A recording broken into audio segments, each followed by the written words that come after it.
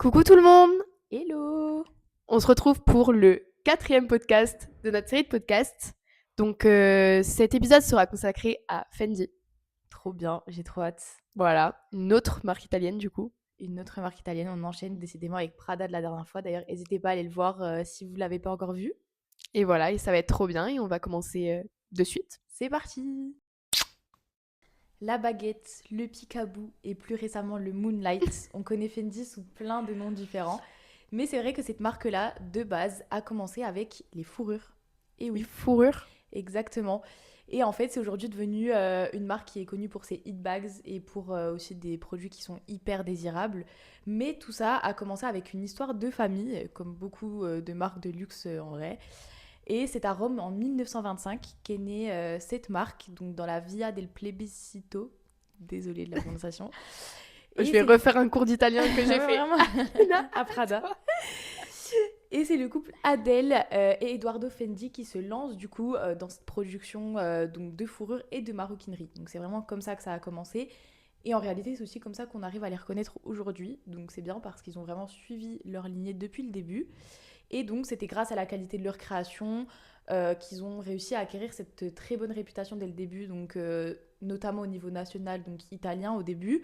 Et puis par la suite, du coup, changé à partir des années 40. Après la guerre, que les 5 filles donc, du couple se sont mises à reprendre la marque et à vraiment travailler en coordination ensemble pour faire évoluer la maison sur plusieurs aspects qu'on verra évidemment par la suite. Mais c'est trop bien que ce soit que des filles. Voilà, et exactement.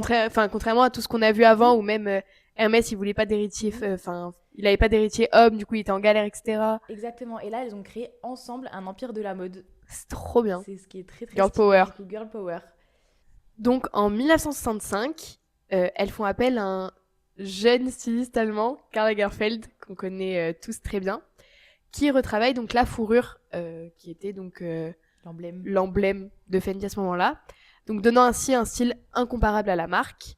Donc Lagerfeld devient le directeur artistique de Fendi et crée alors désormais le célèbre logo qu'on peut voir, les deux F, qui en fait n'ont rien à voir avec Fendi.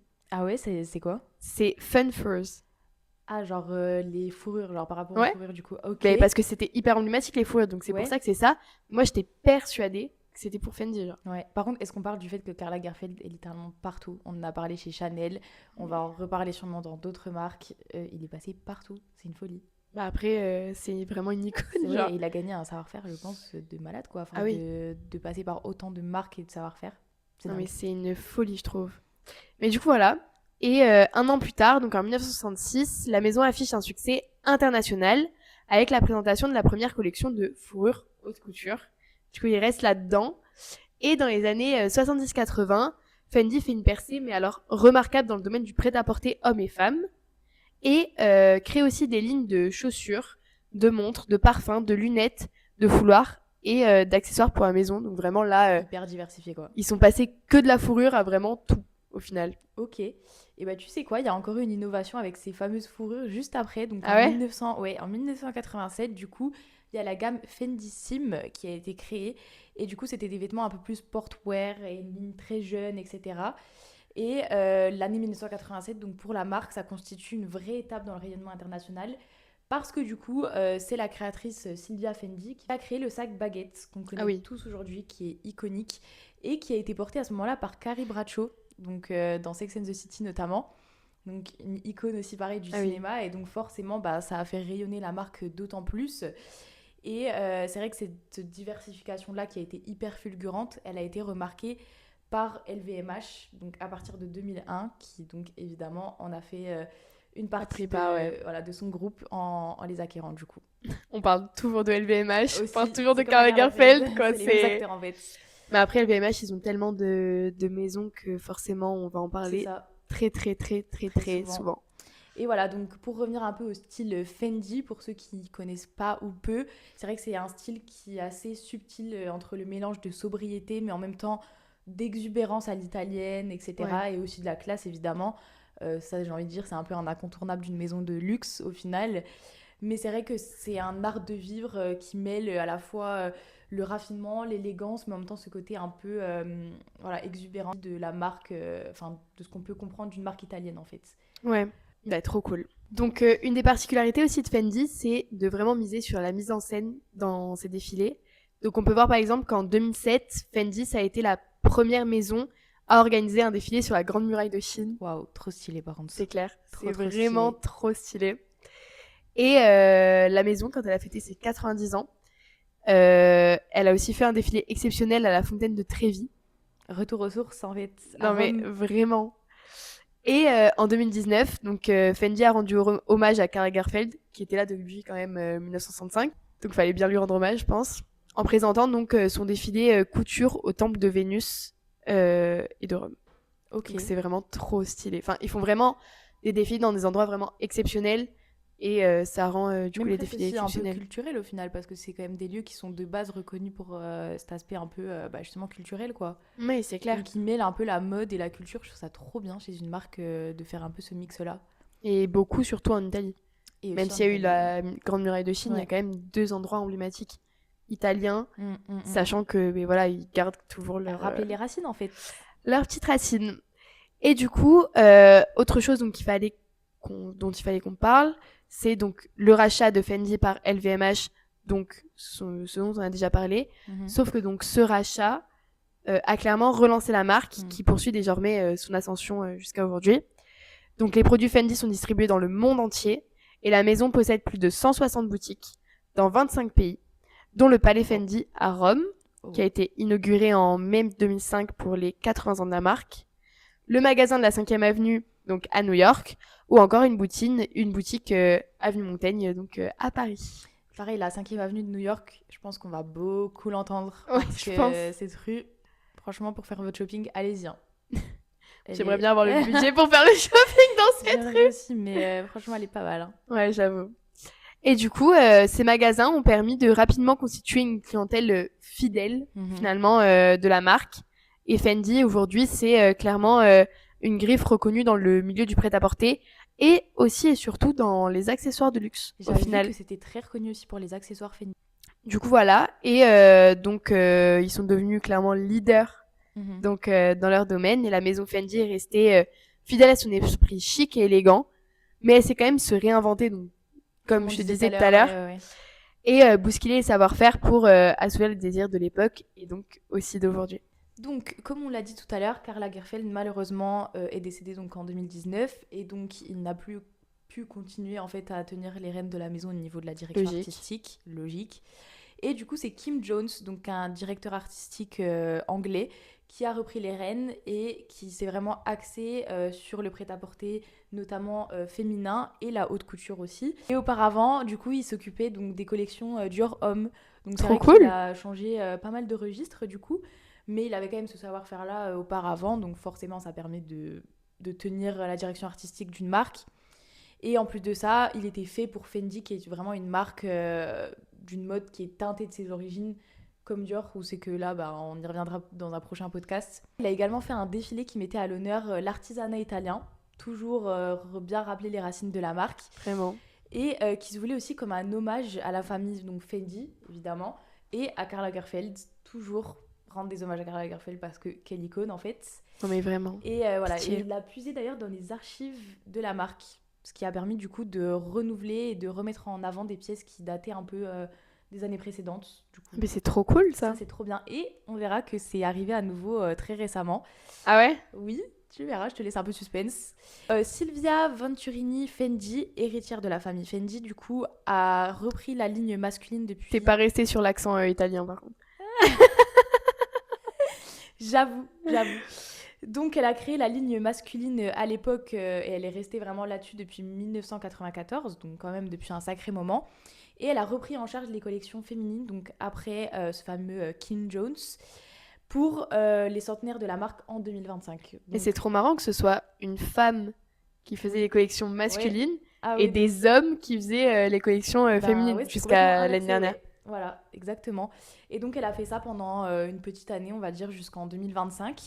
Et juste après, du coup, c'est la designer Maria Grazia Chiuri. Tu vas m'engueuler. Écoute, c'est pas grave, je te laisse. Et qui a pris la suite donc, de Kim Jones et de Silvia Venturini Fendi, donc à la tête de la maison romaine, après avoir elle-même travaillé chez Dior.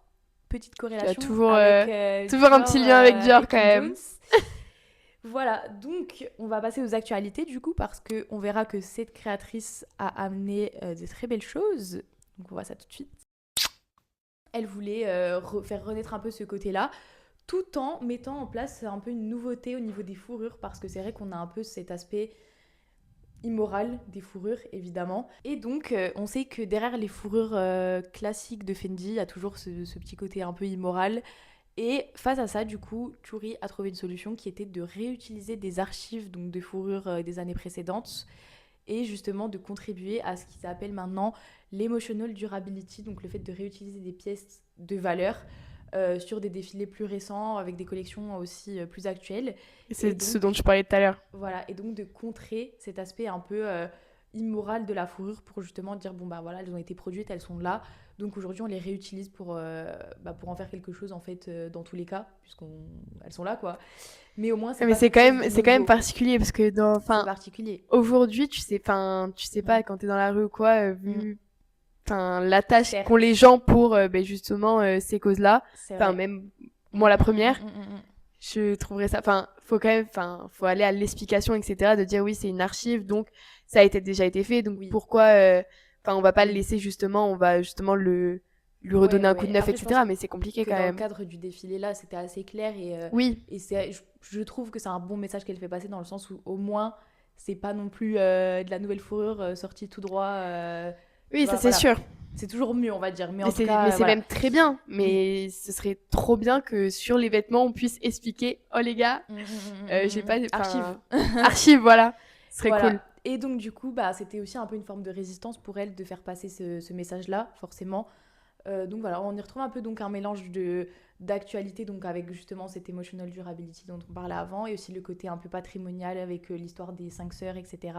Et donc tu vas me dire, on retrouvait quoi exactement dans ce défilé? C'est simple, on avait de la jupe longue balai classique, trop voilà, beaucoup de dentelle noire, de cuir découpé au laser, ça pour moi c'est très Fendi, hein, voilà. Et le tout rehaussé d'une touche un peu plus sexy, un peu plus aussi féminine, etc., qui rappelle justement ces valeurs un peu de base famille italienne, femme indépendante, etc. Et c'était apporté par des cols de chemise en fourrure noire ou en cuir. Voilà. Donc, encore une fois, on revient un peu aux origines de la marque. Ouais, et c'est très identitaire pour le coup. Donc pour la deuxième actu, on va voir que donc pour la saison printemps-été 2026, le Peekaboo Inner Beauty entend conjuguer sobriété extérieure et intérieure ultra travaillée, comme je vais préciser après. Mais du coup, pour ceux qui savent pas, donc Peekaboo c'est un hit bag imaginé en 2008 par la créatrice Sylvia, qui puise son inspiration d'un jeu de cache-cache, Peekaboo I See Ya. Merci pour cette imitation. Merci Luna. Donc c'est devenu au fil du temps clairement l'un des modèles emblématiques de la maison italienne, donc qui a été régulièrement revisité. Donc c'est un accessoire qui mise sur un extérieur vraiment aux lignes épurées, doublé d'un, hyper sobre, et à côté de ça un intérieur qui est vraiment très travaillé, très contrasté par rapport à l'extérieur. Et hyper extravagant et tout, genre... Où il y a du coup un travail autour de matériaux glamour comme des paillettes, des cristaux, des perles, des clous et des couleurs vibrantes comme le violet, le turquoise, le vert. Enfin vraiment tu vois l'extérieur et l'intérieur, rien à voir. Et l'intérieur vraiment... Trop stylé. Trop bien. Ok, je te propose qu'on passe à la suite, c'est-à-dire les valeurs et comment entrer chez Fendi. Allez, go. Donc, comme on l'a dit au début, c'est une marque qui a été fondée en 1925 à Rome. Donc forcément, on peut comprendre que derrière ça, il y a de fortes valeurs d'identité familiale. Et puis aussi un attachement aux racines italiennes, comme on l'a dit à plusieurs reprises avec ses créations, avec sa manière de faire, ses défilés, etc. Et puis c'est une marque donc, qui valorise vraiment la transmission du savoir-faire et la continuité dans le temps. Donc ça, c'est quelque chose qui est hyper important à mettre en avant, notamment pendant vos entretiens. Et puis aussi, ça peut être une valeur qui vous est propre, en vrai, la valeur de la famille. Une autre valeur phare donc de Fendi, ce serait plutôt l'excellence artisanale, donc avec un travail de cuir et donc un travail de fourrure dont on a parlé qui est ultra sophistiqué, et des innovations technologiques donc dans les matériaux. Et ça, c'est un petit peu commun à un peu toutes les maisons de luxe qui ont toutes leur spécialité. Donc là, typiquement la fourrure et le cuir. Mais voilà, toutes les autres maisons ont ça quand même. Et c'est surtout une marque du luxe plus que forcément de Fendi. Et ouais, et par ailleurs, on a aussi la créativité qui est quand même une grosse source C'est d'inspiration clair. pour la marque, forcément. Et puis au-delà de ça, il y a quand même toujours cette petite touche d'extravagance. Et c'est quelque chose qui est assez subtil, mais qu'on retrouve quand même et qui nous permet d'identifier la marque. Donc c'est une valeur aussi qui est forte. Comme on vient de dire avec le pique-bout, Voilà, finalement. exactement. C'est vraiment le meilleur exemple. Ouais, bah exactement, tout à fait. Voilà. Et plus récemment, quand même, on a un accent sur la durabilité à travers donc la réutilisation de matériaux. Donc comme on a vu aussi dans ta première actu, et donc la notion de durabilité émotionnelle aussi. Donc comme on a vu, donc la créatrice actuelle qui a repris donc des archives, etc. pour relancer, parce qu'ils sont vraiment très attachés donc à leur histoire. Et voilà, la durabilité émotionnelle. Tout à fait. Voilà. Très important. Donc maintenant, on va passer à comment rentrer concrètement. Donc déjà, première étape qui est très importante, c'est exactement ce qu'on vient de faire donc dans le podcast, c'est donc comprendre Fendi, donc son héritage romain, dont on a parlé pendant très longtemps dans le podcast, ses produits iconiques comme la baguette, pique-bout, et donc son évolution récente avec sa nouvelle DA justement avec du coup la nouvelle directrice artistique qui vient d'arriver, donc forcément comprendre Maria ça. Grazia Chiuri. Et ça c'est bien là. C'est bien. Je suis fière de toi. Merci. Et donc en fait, on comprend que Fendi, comme on l'a dit, c'est une marque qui est créative, mais aussi derrière qui est rentable. Donc là, ça va vraiment se faire à travers l'importance des accessoires, comme on le disait tout à l'heure avec les hit bags, mais aussi d'autres accessoires. Et puis aussi le rôle du storytelling, qui est hyper important, comme on l'a vu à travers les défilés notamment, donc qui se font dans des lieux toujours assez représentatifs de la marque et qui viennent apporter un storytelling hyper, parfois même culturel et créatif. Derrière, en fait, tout simplement ce qu'on pourrait penser de simples produits, il y a tout un storytelling qui se fait derrière et qui est hyper important de percuter quand vous allez faire vos entretiens. Pour ce qui est du CV, donc il faut avoir un CV orienté valeur et pas forcément juste expérience. Par exemple, le fait de savoir et de vouloir gérer des projets, c'est quelque chose.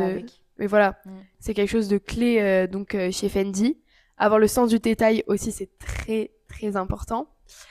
Il faut aussi montrer que par rapport aux expériences clients, on est quelqu'un de confiance qui va donc apporter une expérience premium vraiment aux clients. Et aussi, il faut avoir quand même une certaine dimension internationale puisque Fendi, donc c'est une marque italienne, mais comme on a pu le voir, donc elle est présente à New York sur la 5e avenue, comme on l'a déjà dit, à Paris, partout. Donc il faut vraiment une certaine dimension internationale visible sur le CV en tout cas. Tout à fait. Et donc enfin, pour terminer avec les entretiens, donc toujours une partie très importante de votre processus de recrutement, on vous conseille pour cette marque notamment, mais en vrai ça vaut aussi pour les autres marques, de préparer des questions qui sont relativement fréquentes, qu'on a récoltées donc, de ce qu'on nous a dit et de ce qu'on a pu entendre, notamment pourquoi Fendi et pas une autre maison, parce que comme on l'a dit, elle dispose quand même d'une histoire assez particulière, avec par exemple l'histoire des sœurs, du fait que ce soit très en communauté, etc., familial. Donc toutes ces valeurs-là sont hyper importantes à capter et donc à mettre en avant pour cette question-là notamment. Comprendre aussi sa propre vision du luxe, c'est-à-dire comment on pourrait placer Fendi aujourd'hui dans le cercle, on va dire, du luxe actuel. Et puis aussi donc comment nous on perçoit la marque en tant que personne, entre guillemets, enfin comment on la voit. Et enfin, quel produit Fendi pourrait te représenter? Ça, c'est une question hyper niche, je trouve. C'est très très niche, mais en vrai, ça peut servir parce que, en vrai, derrière un produit, comme on l'a dit tout à l'heure, il y a des émotions, il y a des savoir-faire, etc. Donc, chaque produit peut vous représenter individuellement. Donc, c'est important de déjà connaître les produits, premièrement. C'est clair. T'imagines, t'arrives, tu connais rien et de vous connaître ça. aussi, accessoirement. Voilà, donc en tout cas, on espère que tous nos petits conseils vous auront plu. Et on a hâte de filmer le podcast de la semaine prochaine au final. Oui, et j'ai adoré filmer lui avec toi. Voilà, et moi aussi. Allez, bisous tout le monde. Bisous.